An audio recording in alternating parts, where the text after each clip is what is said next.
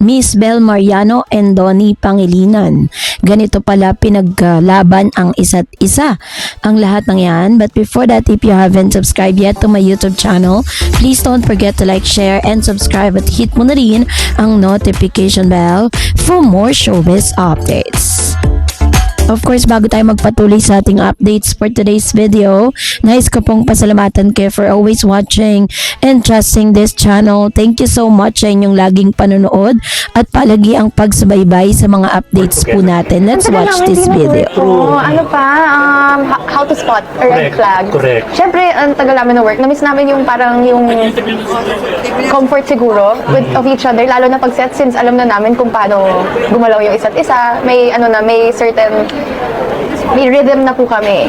May ano na kami. Pero good thing din kasi feeling ko yung time apart, nakapag-grow po kami. Para mas magawa namin yung best namin dito sa movie. Bongga. Pero may takot factor ba na posibleng baka hindi tayo magka-partner ulit, magsama sa project? Ganun. Sorry po? Nagkaroon ba ng takot factor na baka hindi kayo magka-work again? Parang hindi naman. Pati kung hindi naman po kami mag-work together or mag-work kami together, ano po kami, all about supporting each other. Parang feeling ko na-set po namin yung foundation namin ni Donnie na yun, na kahit magka-work tayo or hindi, suporta tayo sa isa't isa. Pero may pressure ba sa Yan ay ilan lamang sa mga video clip na ipinost ng Abante sa kanilang exclusive interview with Miss Bel Mariano, na sabi niya dito na magkaroon man sila o hindi ng proyekto nitong si Mr. Donnie Pangilinan ay hindi pa rin magbabago kung ano man yung meron po sila. Sinabi po ni Miss Bel Mariano dito, malinaw niyang inamin na sobrang supportive sila sa isa't isa. Bago pa man po sila magkaroon ng solo era project, sinabi po ni Miss Bel na talagang na-establish na po nila yung kanilang relationship at meron silang ipinangako sa isa't isa na may project man sila o wala ay mananatili pa rin talaga yung kanilang tinginan. Kumbaga parang mahalaga pa rin ang isa't isa sa kanila. Kasi marami po kasing mga uri ng showbiz couple sa mundo ng showbiz na parang okay lang sila pag sila ay magkatrabaho. Pero kay Bel at kay Donnie, pinatunayan po nila na hindi lang fan service yung kanilang ginagawa. Pinatunayan po ni Miss Bel na talagang genuine yung kanilang pinapakita sa kanilang mga fan. Kasi isa rin sa mga ibinahagi ni Miss Bel Mariano sa kanyang interview naman with the other interviewer na si Ganiel Christian. So ibinahagi niya yung kanyang sa kanyang panayam yung kanyang mga experience and how Donnie really helped Bel sa kanya pong tinatahak na karera. Sa mundo kasi ng showbiz sa Pilipinas ay hindi talaga madaling mapanatili ang kasikatan, lalo na kung nagsisimula ka pa lang ng bata ka pa lang. Maraming artista ang dumaan sa matinding pagsubok mula sa pressure ng industriya hanggang sa paghahanap ng sariling identity. Isa sa mga batang bituin na patuloy na umaangat at hinahangaan ngayon ay si Miss Bel Mariano, na kilala bilang new gen superstar.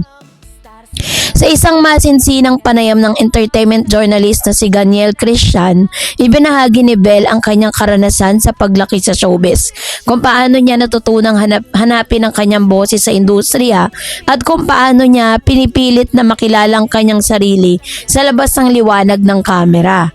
So sa kanya pong murang edad, hindi lingid sa kaalaman ng marami na nagsimula si Bel sa industriya ng entertainment noong bata pa siya. Tulad na maraming child star, ang kanyang mga unang hakbang sa showbiz ay puno ng pangarap, pag-asa at syempre kaba. Sa kanyang panayam kay Miss Ganiel Christian, inalala ni Bel kung paano siya unang nahikayat na pumasok sa mundo ng pag-arte. Ayon sa kanya, hindi niya agad naisip na magiging malaking bahagi ng kanyang buhay ang showbiz. Para sa kanya noon, isa lamang itong pagkakataon na maipakita ang kanyang talento at makaranas ng bagong mundo. Ngunit habang tumatagal, napagtanto niya na ang industriya ay hindi lamang tungkol sa kasikatan o kamera.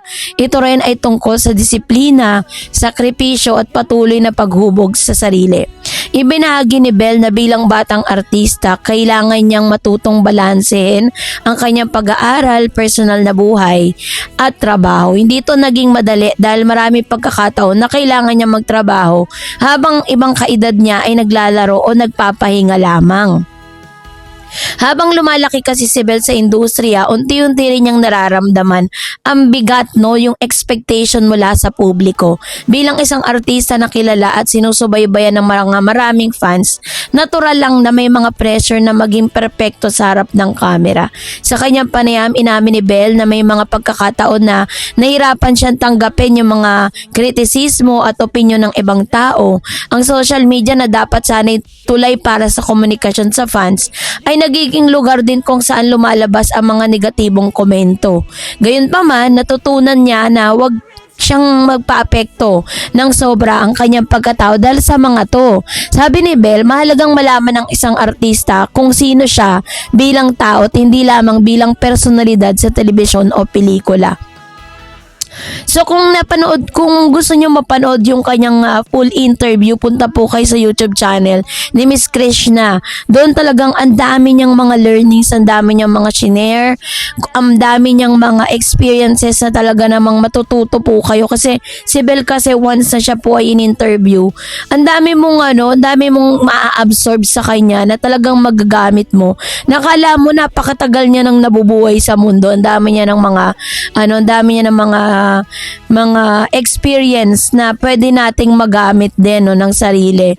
So may mga aral din po siya, no, na natutunan. Sabi diyan, sa paglipas ng mga taon sa industriya, maraming aral din ang natutunan si Belle. Isa na rito ang kahalagan ng pagiging matatag sa harap ng pagsubok. Ayon sa kanya, ang showbiz ay isang mundo ng puno ng kompetisyon sa pagbabago. May mga panahon na nasa tuktok ka ng kasikatan, ngunit may mga pagkakataon din na kailangan mo magsikap muli upang patunayan ang iyong sarili. Natuto rin siyang pahalagan ang mga taong tumutulong sa kanyang paglalakbay. Mula sa kanyang pamilya, management team, hanggang sa mga fans na patuloy na sumusuporta sa kanya. Habang patuloy na lumalago ang kanyang karera, maraming proyekto at oportunidad ang naghihintay kay Belle.